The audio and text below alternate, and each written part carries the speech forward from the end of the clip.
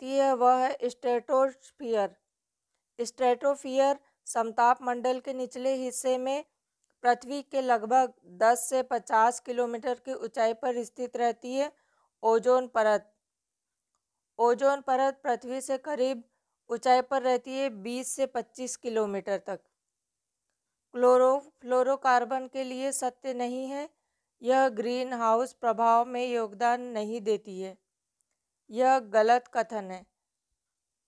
सही कथन है कि ग्रीन हाउस प्रभाव में यह क्लोरोफ्लोरोकार्बन ओजोन परत को नष्ट करती है। क्लोरीन, फ्लोरीन और कार्बन के मानव निर्मित यौगिक है CFC, क्लोरोफ्लोरोकार्बन। ओजोन छिद्र के लिए उत्तरदायी है क्लोरोफ्लोरोकार्बन। वायुमंडल में उपस्थित ओजोन द्वारा जो विकिरणें अवशोषित किया जाता है वह पराबैंगनी किरणें होती हैं। ऑक्सीजन के रूप में परमाणुओं से मिलकर बनने वाली एक गैस है ओजोन, O3। ऊपरी वायुमंडल में ओजोन परत के रूप में पृथ्वी पर जीवन को बचाती है। अल्ट्रावायलेट रेज से, पराबैंगनी किरणों से बचाती है ओजोन परत।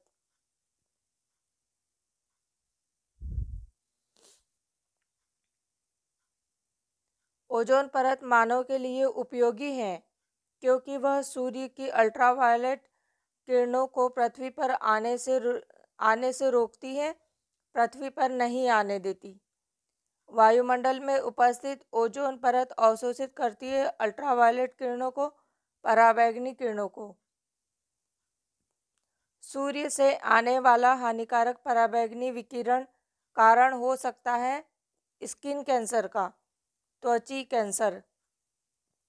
अधिक समय तक सूर्य के पराबैंगनी विकिरण के शरीर पर पड़ने पर हो सकता है DNA में आनुवंशिक उत्परिवर्तन, म्यूटेशन। ओजोन परत संरक्षण दिवस 16 सितंबर को मनाया जाता है। क्लोरीन, फ्लोरीन और ऑक्सीजन से बना मानव निर्मित गैसीय और द्रवीय पदार्थ जो रेफ्रिजरेटर और वातानुकूलित यंत्रों में शीत कारक के रूप में प्रयोग किया जाता है वह है क्लोरोफ्लोरोकार्बन। वायुमंडल के ध्रुवीय भागों में ओजोन का निर्माण धीमी गति से होता है और ओजोन के क्षरण का प्रभाव सर्वाधिक परिलक्षित होता है। यह ध्रुवों पर परिलक्षित होता है। ओजोन परत को सर्वाधिक नुकसान पहुंचाने वाला प्रदूषक है क्लोरोफ्लोरोकार्बन। वायुमंडल में जिसकी उपस्थिति से ओजोनोस्फीयर में ओजोन परत का क्षरण होता है वह क्लोरोफ्लोरोकार्बन है, CFC। ओजोन परत की क्षीणता के लिए उत्तरदायी नहीं है विलायक के रूप में प्रयुक्त मेथिल क्लोरोफॉर्म। ओजोन परत की क्षीणता के लिए उत्तरदायी गैसें हैं CFC, halogens, nitrous oxide, trichloroethylene, halon 1211 और 1301। वह ग्रीन हाउस गैस जिसके द्वारा ट्रोपोस्फियर में ओजोन प्रदूषण नहीं होता है वह है कार्बन मोनोऑक्साइड। ओजोन छिद्र का निर्माण सर्वाधिक है अंटार्कटिका के ऊपर। मॉन्ट्रियल प्रोटोकॉल जिसके रक्षण से संबंधित है वह है ओजोन परत। 1 जनवरी 1989 से प्रभावी हुआ है मॉन्ट्रियल प्रोटोकॉल। मॉन्ट्रियल प्रोटोकॉल संबंधित है ओजोन परत के क्षय को रोकने से। मॉन्ट्रियल प्रोटोकॉल संबंधित है क्लोरोफ्लोरोकार्बन से। मॉन्ट्रियल प्रोटोकॉल संबंधित है क्लोरोफ्लोरोकार्बन से। समताप मंडल में ओजोन के स्तर को प्राकृतिक रूप से विनियमित किया जाता है नाइट्रोजन डाइऑक्साइड द्वारा।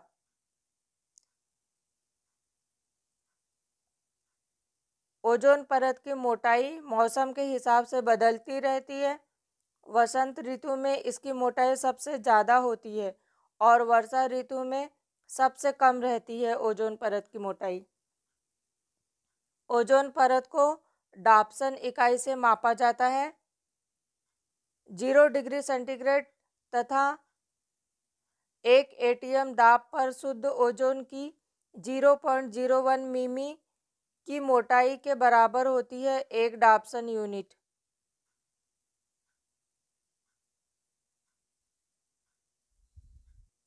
क्लोरोफ्लोरोकार्बन जो ओजोखासक पदार्थों के रूप में चर्चित है, उनका प्रयोग होता है सुघट्य फोम के निर्माण में, एरोसोल कैन में, दाबकारी एजेंट के रूप में और कुछ विशिष्ट इलेक्ट्रॉनिक अवयवों की सफाई में इसका उपयोग होता है। एक अत्यधिक स्थायी यौगिक जो वायुमंडल में 80 से 100 वर्षों तक बना रह सकता है वह है क्लोरोफ्लोरोकार्बन।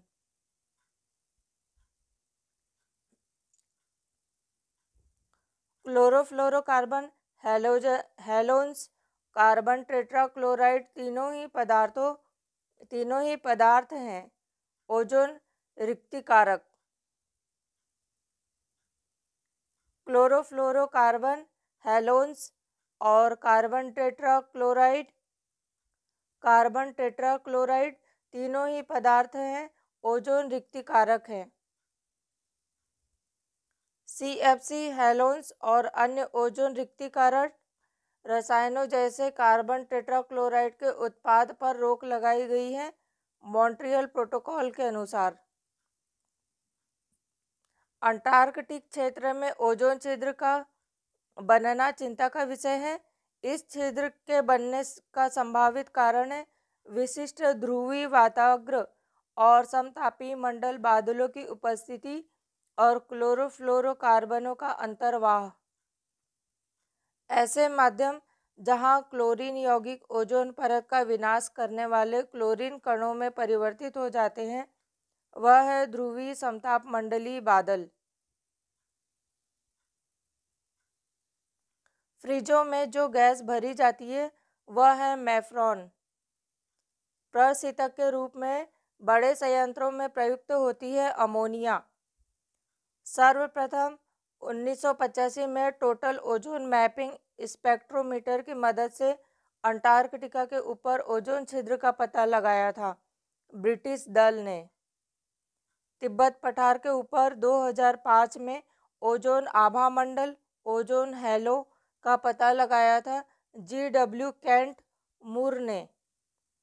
मनुष्य में खांसी, सीने में दर्द उत्पन्न करने के साथ साथ फेफड़ों को भी क्षति पहुंचा सकता है। O3 का उच्च सांद्रण। कथन है ओजोन जैविक जीवन के लिए परम आवश्यक है और कारण है ओजोन परत पृथ्वी को उच्च ऊर्जा विकिरण से संरक्षित करती है। तो A और R दोनों ही सही है और R A की सही व्याख्या करता है। सूर्य के उच्च आवृत्ति के पराबैंगनी प्रकाश की 93 से 99% मात्रा अवशोषित कर लेती है जो पृथ्वी पर जीवन के लिए हानिकारक है। ओजोन परत अवशोषित कर लेती है पराबैंगनी प्रकाश को। ओजोन का अवक्षय करने वाले पदार्थों के प्रयोग पर नियंत्रण करने और उन्हें चरणबद्ध रूप से प्रयोग बाह्य करने फेजिंग आउट के मुद्दे से संबंधित है मॉन्ट्रियल प्रोटोकॉल।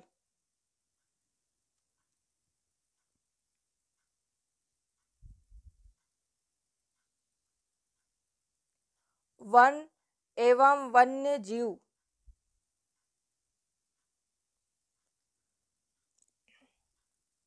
वन एवं वन्य जीव से संबंधित कुछ महत्वपूर्ण पॉइंट्स देखेंगे। चमोली के रैणी गांव में वन कटाई के विरोध में आंदोलन चलाया गया। यह गौरा देवी के नेतृत्व में चलाया गया। जिस पारिस्थितिकी तंत्र में पौधों का जैविक पदार्थ अधिकतम है वह है उष्णकटिबंधीय वर्षा वन। अधिकतम पादप विविधता पाई जाती है उष्णकटिबंधीय सदाबहार वनों में। यदि हम घड़ियाल को उनके प्राकृतिक आवास में देखना चाहते हैं तो जिस स्थान पर जाना सही होगा वह है चंबल नदी। यदि भारत में यदि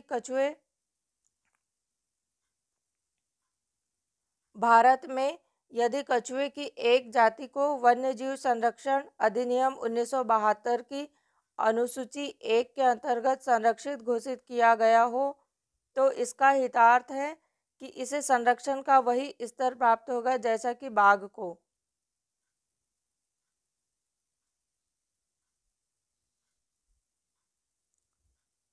वन्यजीव सुरक्षा अधिनियम 1972 के अनुसार किसी व्यक्ति द्वारा विधि द्वारा किए गए कतिपय उपबंधों के अधीन होने के सिवाय जिस प्राणी का शिकार नहीं किया जा सकता है वह है घड़ियाल, भारतीय जंगली गधा और जंगली भैंस।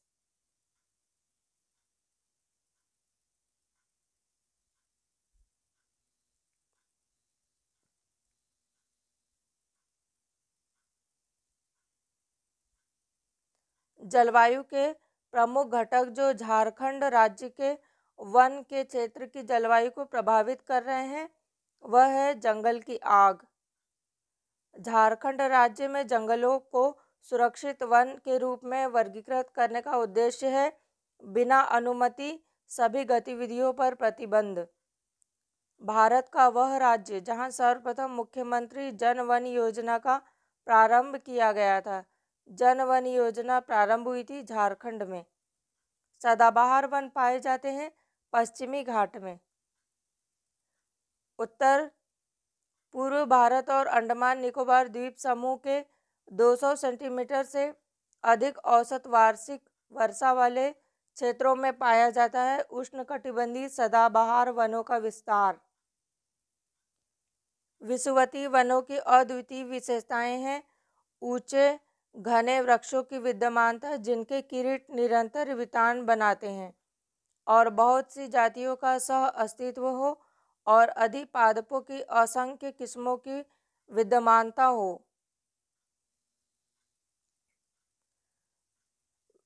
अगला है विषुवतीय वन ऐसे उष्णकटिबंधीय क्षेत्रों में मिलते हैं जहां वर्षा होती है 200 सेंटीमीटर से अधिक।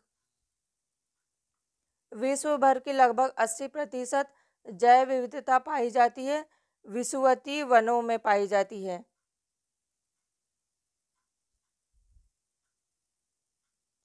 भारत में उपयुक्त पारिस्थितिक संतुलन बनाए रखने के लिए वनाच्छादन हेतु न्यूनतम संस्तुत भूमि क्षेत्र है 33%।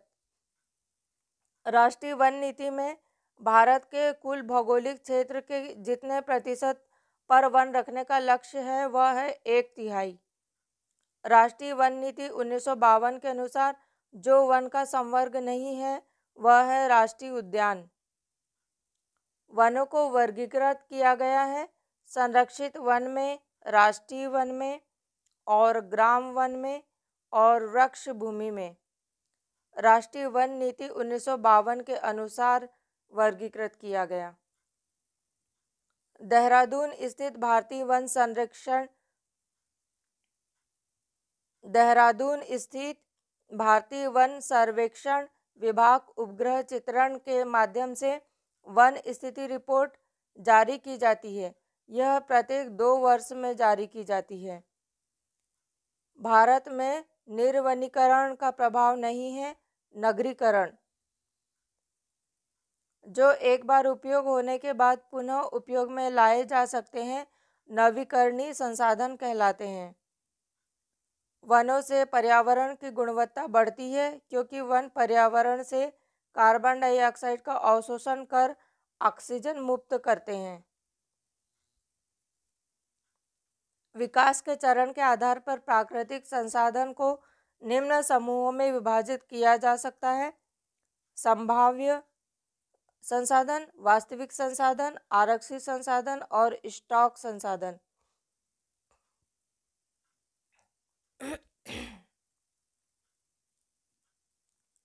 जो एक क्षेत्र में स्थित है और भविष्य में भी प्रयोग में लाए जा सकते हैं वे है संभाव्य संसाधन और जिनका सर्वेक्षण किया गया है और उनकी मात्रा और गुणवत्ता का पता लगाया गया है जिनका वर्तमान समय में प्रयोग किया जा रहा है वह वास्तविक संसाधन है। राष्ट्रीय सुदूर संवेदन अभिकरण प्रणाली से चित्रित वह भू क्षेत्र जो वास्तव में वनाच्छादित होता है वह कहलाता है वनावरण। मैंग्रोव वनस्पति का विकास अधिकांश होता है तटों के सहारे। भारत में मैंग्रोव ज्वारी वनस्पति मुख्यतः पाई जाती है सुंदरवन में, पश्चिम बंगाल। ये डेल्टा प्रदेश और समुद्र की ज्वार वाले भागों में ये डेल्टा प्रदेशों और समुद्र के ज्वार वाले भागों में होते हैं और इन्हें मैंग्रोव वनस्पति के नाम से जाना जाता है, ज्वारी वन कहलाते हैं। मैंग्रोव वनस्पति का सर्वाधिक क्षेत्र सुंदरवन डेल्टा में पाया जाता है। यहाँ के वनों में विशेष रूप से उल्लेखनीय है सुंदरी वृक्ष, एक संरक्षित कक्ष वनस्पति क्षेत्र है, गोवा।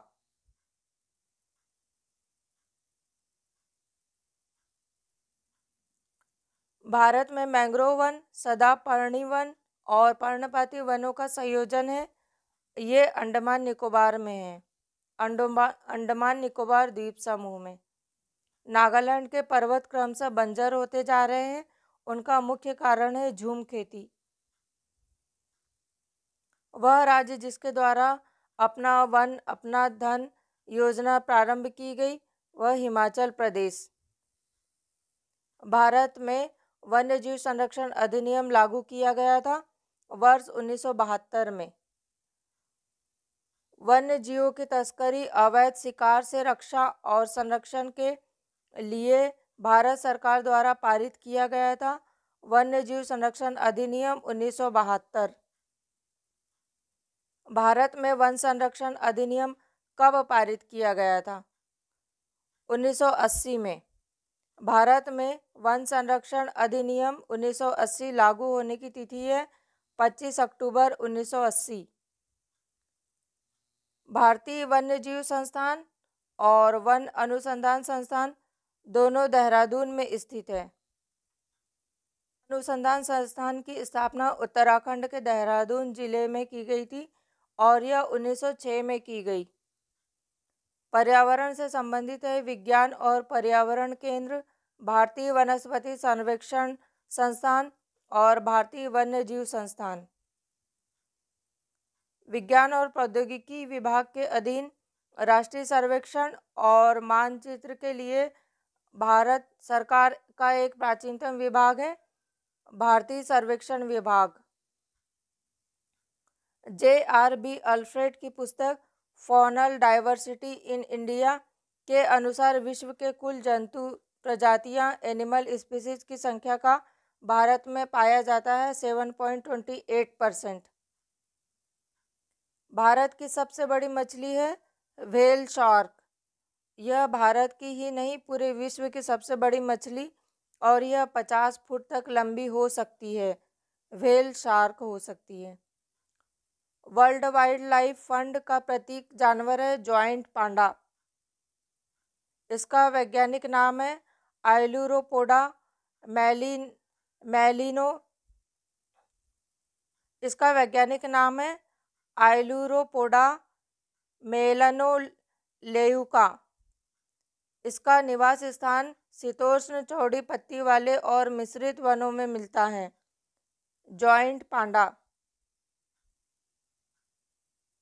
इसका वैज्ञानिक नाम है एलुरोपोडा मेलेनोलेउका और इसका निवास स्थान है शीतोष्ण चौड़ी पत्ती वाले और मिश्रित वनों में मिलता है। यह है जॉइंट पांडा। गैवियलिस घड़ियाल बहुतायत में पाया जाता है गंगा में।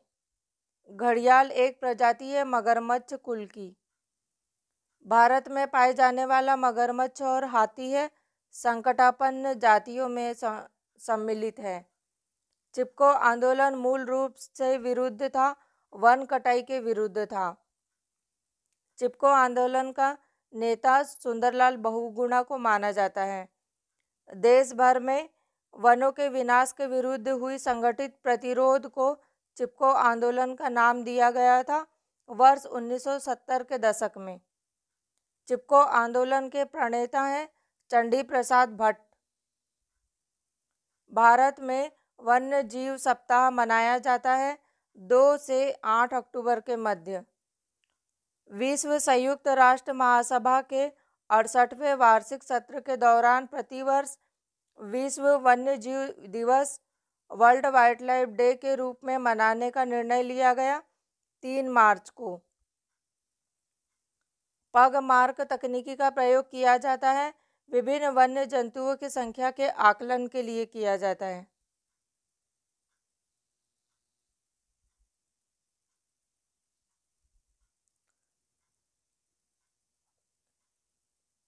निम्नलिखित कथनों पर विचार कीजिए।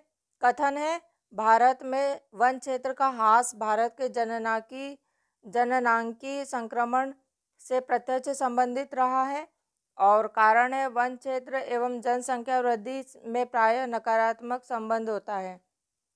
तो ए और आर दोनों सही है और आर ए की सही व्याख्या करता है।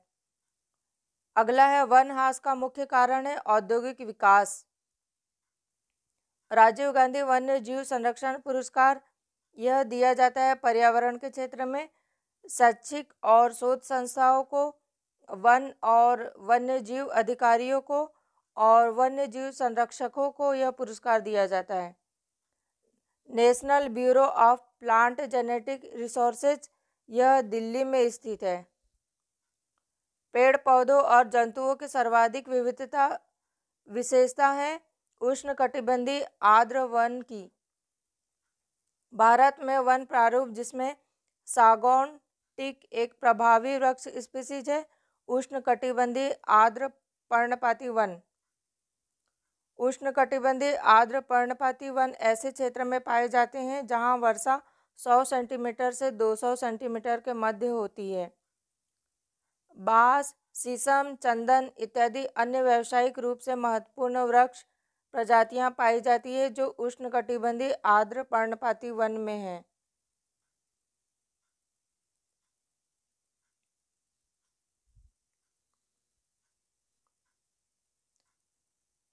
बांस, शीशम, चंदन इत्यादि अन्य व्यावसायिक रूप से महत्वपूर्ण वृक्ष प्रजातियां पाई जाती है उष्णकटिबंधीय आर्द्र पर्णपाती वन में। ये चौड़ी पत्तियों वाले नमीयुक्त वन हैं जो दक्षिण अमेरिका के अमेजन बेसिन में एक बड़े भूभाग पर फैले हैं। अमेजन वर्षावन। अमेजन वर्षावन पृथ्वी ग्रह के फेफड़े के रूप में जाना जाता है क्योंकि इनकी वनस्पति लगातार कार्बन डाइऑक्साइड को अवशोषित कर ऑक्सीजन मुक्त करती है। पृथ्वी की 20% से अधिक ऑक्सीजन उत्पादित होती है अमेजन वर्षा वनों द्वारा। वह महाद्वीप जिसमें उष्णकटिबंधीय पर्णपाती वनों का विस्तार अधिक है वह है एशिया। मानसूनी वन कहे जाते हैं उष्णकटिबंधीय पर्णपाती वनों को। समाचारों में कभी कभी दिखाई देने वाले रेड सैंडर्स क्या है? यह दक्षिण भारत के एक भाग में पाई जाने वाली एक वृक्ष प्रजाति है। इसका वैज्ञानिक नाम टोरोकार्प सेंट्रेलिनस है और यह आंध्र प्रदेश के पालकोंडा और शेषाचलम पर्वत श्रेणियों में मुख्यतः पाया जाता है। इसकी लकड़ी सफ़ेद होती है जो कालांतर में लाल रंग के चिपचिपे रस के स्राव के कारण लाल हो जाती है। रेड सैंडर्स रक्त चंदन भी इसे कहा जाता है।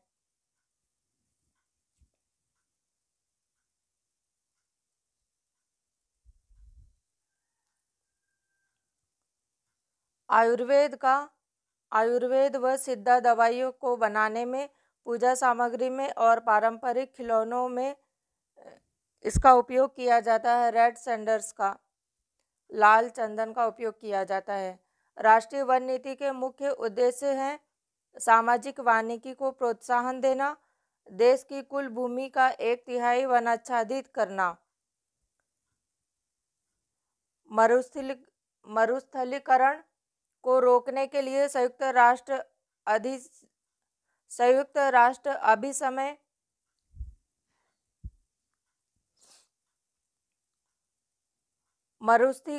मरुस्थलीकरण को रोकने के लिए संयुक्त राष्ट्र अभिसमय United Nations Convention to combat desertification, United Nations Convention to combat desertification.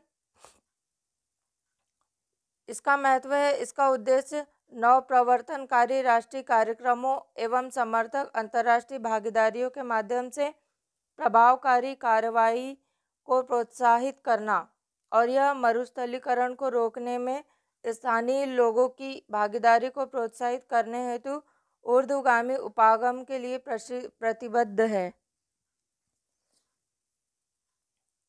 अगला है, मरुस्थलीकरण को रोकने के लिए संयुक्त राष्ट्र कन्वेंशन क्या है, कन्वेंशन का क्या महत्व है?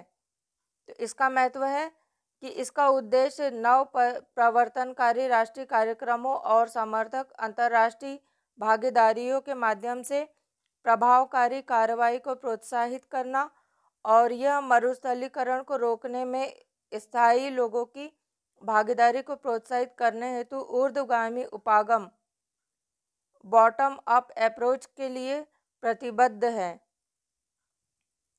अगला है, मरुस्थलीकरण को रोकने के लिए संयुक्त राष्ट्र अभिसमय की स्थापना कब की गई थी? यह 1994 में की गई थी। यह अकेला कानून बाध्यकारी समझौता है जो संयुक्त रूप से पेश करता है पर्यावरण और विकास तथा टिकाऊ भूमि प्रबंधन को।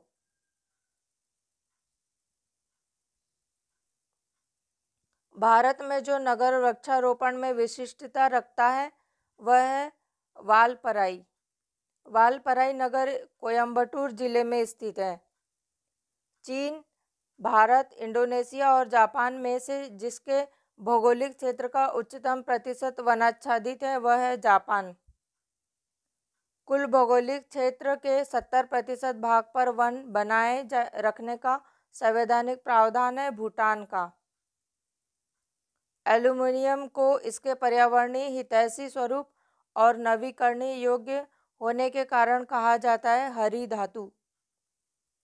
पूर्वी दक्कन पठार में प्रमुखतः पाए जाते हैं शुष्क सदाबहार वन। वाणिज्य दृष्टि से लाभप्रद वृक्षों की एक पादप कृषि की अनुपम प्रकृति छटा को नष्ट कर रही है। इमारती लकड़ी का विचार शून्य दोहन, ताड़ रोपण के लिए विशाल भूखंडों का नवीनीकरण और मैंग्रोव का विनाश आदिवासियों द्वारा लकड़ी की अवैध कटाई और अनाधिकार आखेट समस्या को अधिक ही जटिल बनाते हैं। अलवण जल कोटरिकाएं त्वरित गति से सूख रही हैं क्योंकि निर्वनीकरण और मैंग्रोव का विनाश हो रहा है और इस उद्धरण में निर्देशित स्थान है सुंदरवन।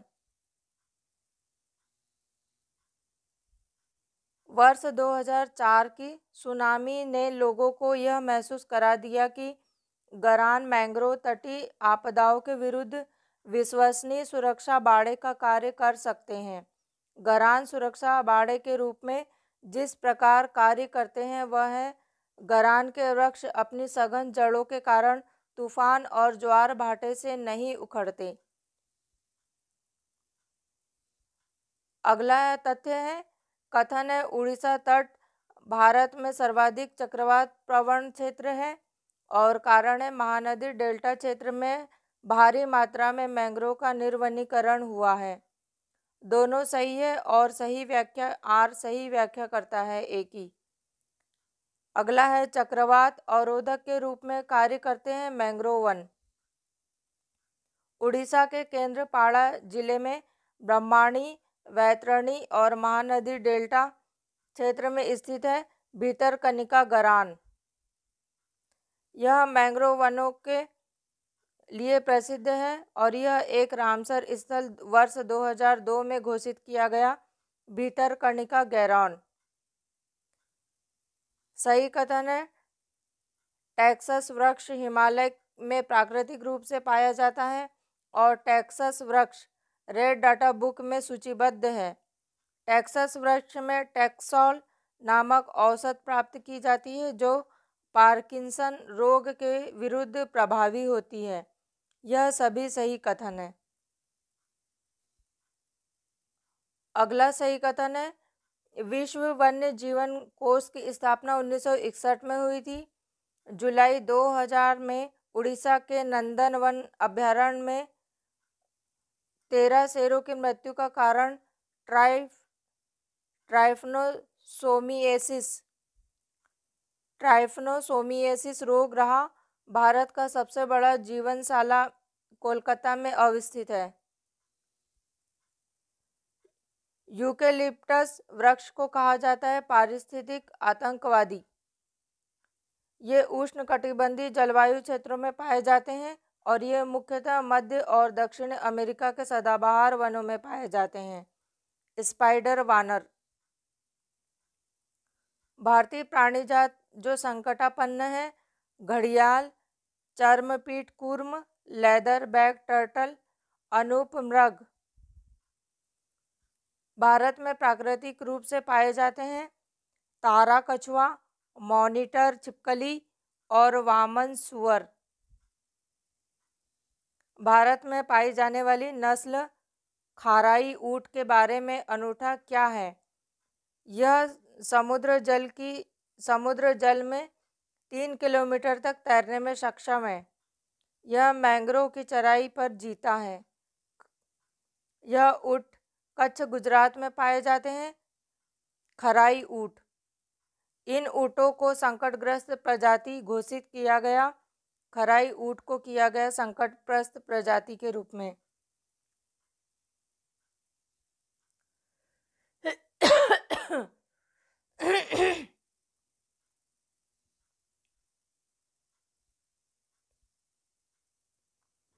कथन है मैंग्रोव कुछ समुद्र तटों के सीमावर्ती उष्णकटिबंधीय और उपोष्ण कटिबंधीय वृक्षों के अति विशिष्ट वन पारिस्थितिकी निकाय होते हैं। तो उसका कारण है वे तट रेखा को स्थिर रखते हैं और समुद्र द्वारा सीमा उल्लंघन के विरुद्ध प्राचीर का काम करते हैं। दोनों सही है और एक ही सही व्याख्या आर करता है। अगला है ये वन जैव विविधता के संरक्षण होने के साथ ये वन जैव विविधता के संरक्षक होने के साथ समुद्र और तट के बीच महत्वपूर्ण कड़ी का काम करते हैं और तट के समुद्र की ओर से आने वाली तीव्र लहरों के विनाश से बचाते हैं। यह है मैंग्रोव वन। अमृता देवी स्मृति पुरस्कार दिया जाता है। वन और वन्य जीवों की सुरक्षा के लिए दिया जाता है। विश्व बाघ शिखर सम्मेलन 2010 आयोजित हुआ था। यह पिट्सबर्ग में आयोजित हुआ था। विश्व का प्रथम बाघ शिखर सम्मेलन सेंट पीटर्सबर्ग में रूस में आयोजित हुआ था और यह 21 से 24 नवंबर 2010 के मध्य हुआ था।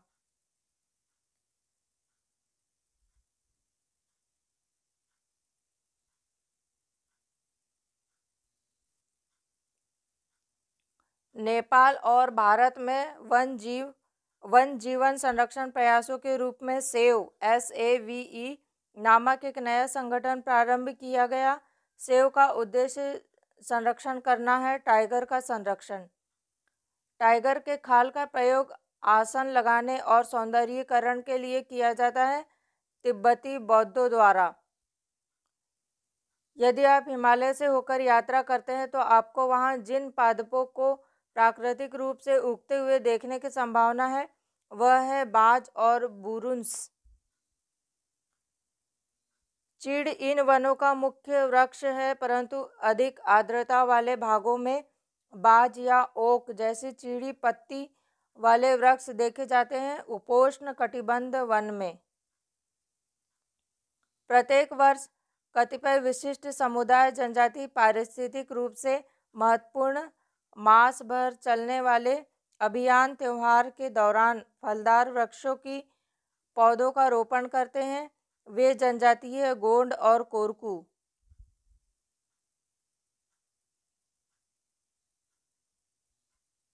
भारत के एक विशेष क्षेत्र में स्थानीय लोग जीवित वृक्षों की जड़ों का अनुवर्धन कर इन्हें जलधारा के आर पार सुदृढ़ पुलों में रूपांतरित कर देते हैं।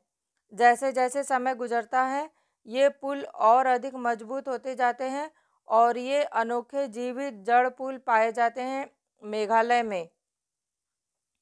अगर किसी पेड़ को काटे बिना उससे पुल बना दिया जाता है तो उस पुल को कहते हैं जीवित पुल या प्राकृतिक पुल।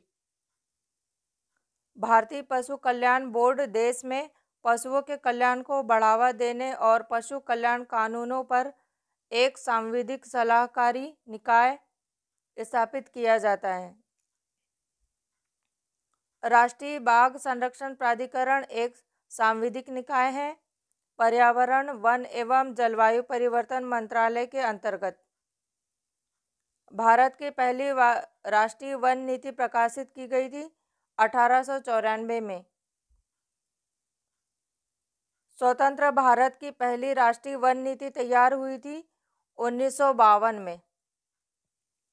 देश के 1/3 33.33% क्षेत्र में, पहाड़ी क्षेत्रों में 2/3 66.67% वन या वृक्षारोपण होना आवश्यक है।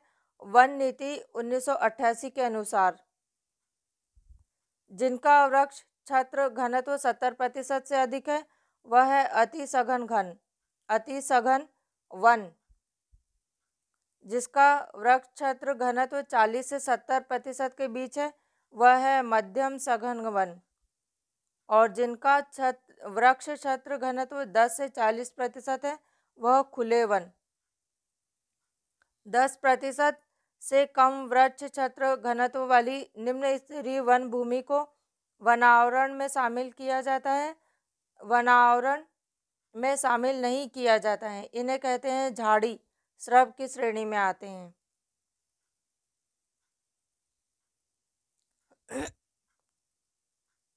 10% से कम वृक्ष क्षेत्र घनत्व वाली निम्न स्तरीय वन भूमि को वनावरण में शामिल नहीं किया जाता।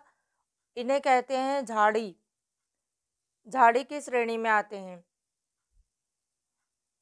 ISFR वर्ष 2017 के अनुसार देश में झाड़ियों का क्षेत्रफल 45,979 वर्ग किलोमीटर है, जो कुल भौगोलिक क्षेत्र का 1.40% है।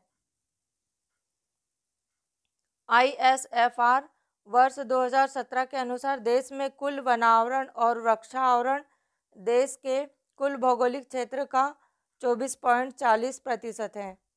सर्वाधिक वनावरण प्रतिशत वाला राज्य है लक्षद्वीप और सर्वाधिक वनावरण प्रतिशत वाला राज्य मिजोरम और संघीय राज्य केंद्र शासित प्रदेश है लक्षद्वीप। कुल वृक्षावरण और वनावरण क्षेत्र की दृष्टि से सर्वाधिक क्षेत्रफल वाले 5 राज्य हैं मध्य प्रदेश, अरुणाचल प्रदेश, महाराष्ट्र, छत्तीसगढ़ और उड़ीसा।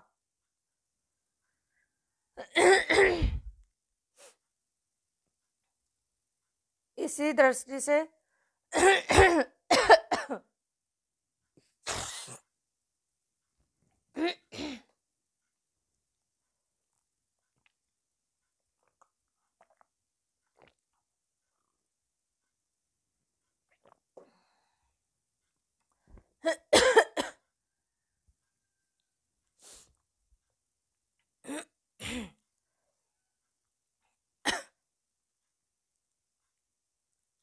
सर्वाधिक वनावरण प्रतिशत वाला केंद्र शासित क्षेत्र है लक्षद्वीप और सर्वाधिक वनावरण प्रतिशत वाला राज्य है मिजोरम।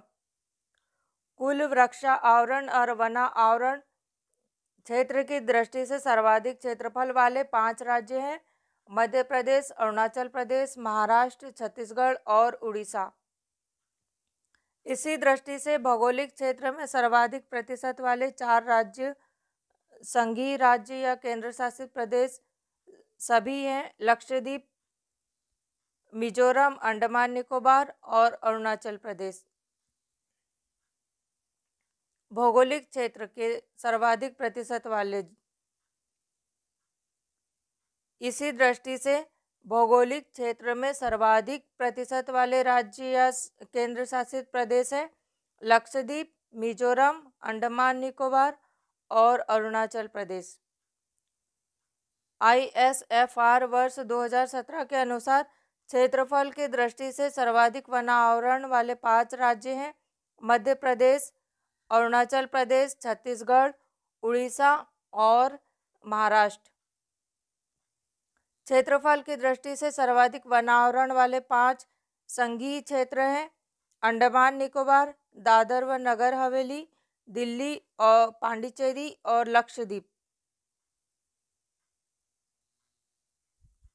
सर्वाधिक वन आवरण प्रतिशतता वाले 5 राज्य या संघीय केंद्र शासित क्षेत्र क्रमशः है: लक्षद्वीप 90.33%, मिजोरम 86.27%, अंडमान और निकोबार द्वीप समूह 81.73%, अरुणाचल प्रदेश 79.96% और मणिपुर 77.69%। सर्वाधिक वन आवरण प्रतिशतता वाले भारत के 5 राज्य क्रमशः हैं: मिजोरम, अरुणाचल प्रदेश, मणिपुर, मेघालय और नागालैंड। न्यूनतम वन आवरण क्षेत्र वाले 5 राज्य क्रमशः हैं: हरियाणा, पंजाब, गोवा, सिक्किम और बिहार। न्यूनतम वन आवरण प्रतिशतता वाले भारत के 5 राज्य हैं: हरियाणा, पंजाब, राजस्थान, उत्तर प्रदेश और गुजरात। सर्वाधिक वन आवरण प्रतिशत वाले 4 केंद्र शासित क्षेत्र हैं: लक्षद्वीप, अंडमान निकोबार, दादरा नगर हवेली और चंडीगढ़। वृक्षावरण की दृष्टि से ISFR 2017 में सर्वाधिक क्षेत्रफल वाले 5 राज्य क्रमशः हैं: महाराष्ट्र, राजस्थान, मध्य प्रदेश, गुजरात, जम्मू कश्मीर। न्यूनतम क्षेत्रफल वाले राज्य हैं सिक्किम, त्रिपुरा, मणिपुर, गोवा और नागालैंड।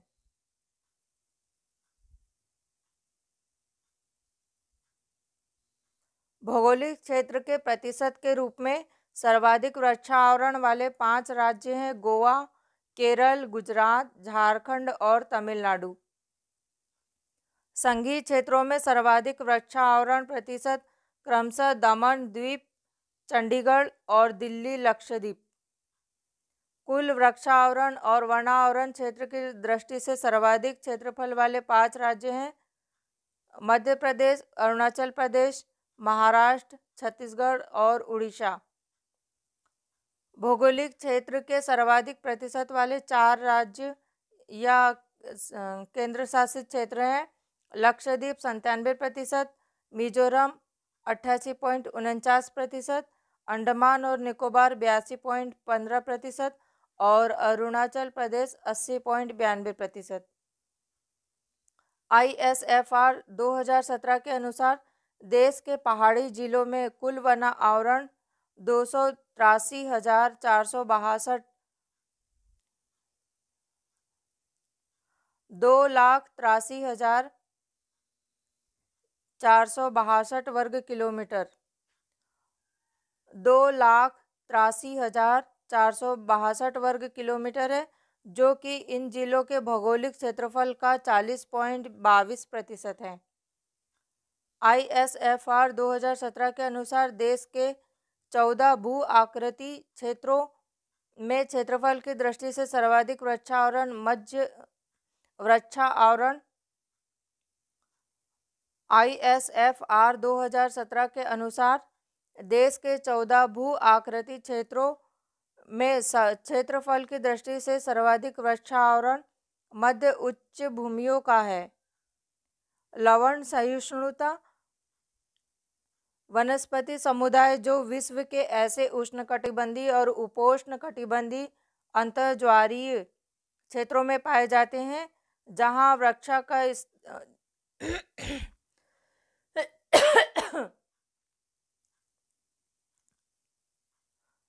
लवण सहिष्णु वनस्पति समुदाय जो विश्व के ऐसे उष्णकटिबंधीय एवं उपोष्णकटिबंधीय अंतर्ज्वारीय क्षेत्रों में पाए जाते हैं जहां वर्षा का स्तर 1000 से 3000 मिमी के मध्य और ताप का स्तर 26 से 35 डिग्री सेंटीग्रेड के मध्य हो।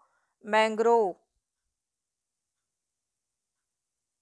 ISFR 2017 के अनुसार भारत में मैंग्रोव आवरण विश्व की संपूर्ण मैंग्रोव वनस्पति का लगभग 33.33%।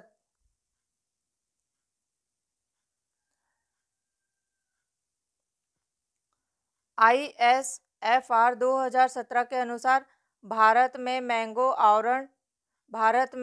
मैंग्रोव आवरण विश्व की संपूर्ण मैंग्रोव वनस्पति का लगभग 3.3% है। भारत में सर्वाधिक मैंग्रोव आच्छादित 4 राज्य या केंद्र शासित प्रदेश हैं। पश्चिम बंगाल 2114 वर्ग किलोमीटर, गुजरात 1140 वर्ग किलोमीटर, अंडमान निकोबार द्वीप समूह 617 वर्ग किलोमीटर और आंध्र प्रदेश है 404 वर्ग किलोमीटर। 4 सर्वाधिक मैंग्रोव आच्छादित जिले हैं दक्षिण 24 परगना, पश्चिम बंगाल 2084 वर्ग किलोमीटर और कच्छ गुजरात 798 वर्ग किलोमीटर, उत्तरी अंडमान और निकोबार द्वीप समूह 425 वर्ग किलोमीटर और केंद्रपाड़ा उड़ीसा 197 वर्ग किलोमीटर।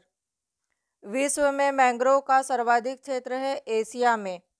उत्तर प्रदेश में सर्वाधिक वनावरण क्षेत्र वाले जिले हैं सोनभद्र, खीरी और मिर्ज़ापुर। उत्तर प्रदेश में न्यूनतम वनावरण क्षेत्र वाले जिले हैं संत रविदास नगर, मऊ और संत कबीर नगर और मैनपुरी।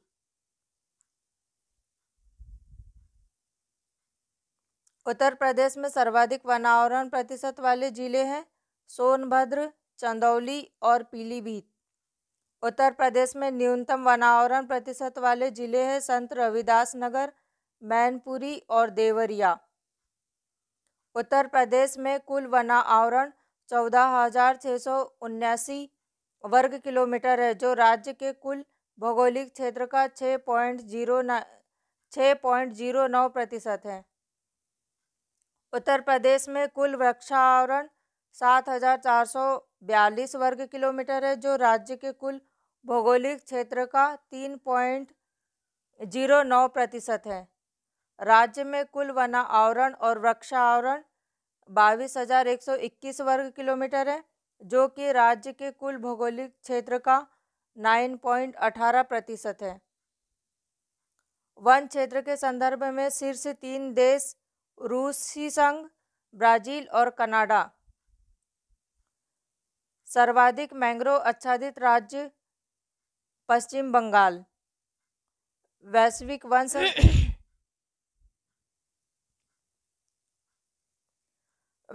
वन संसाधन आकलन ग्लोबल फॉरेस्ट रिसोर्सेस असेसमेंट के तहत विश्व के वनों और उनके प्रबंधन की निगरानी करता है।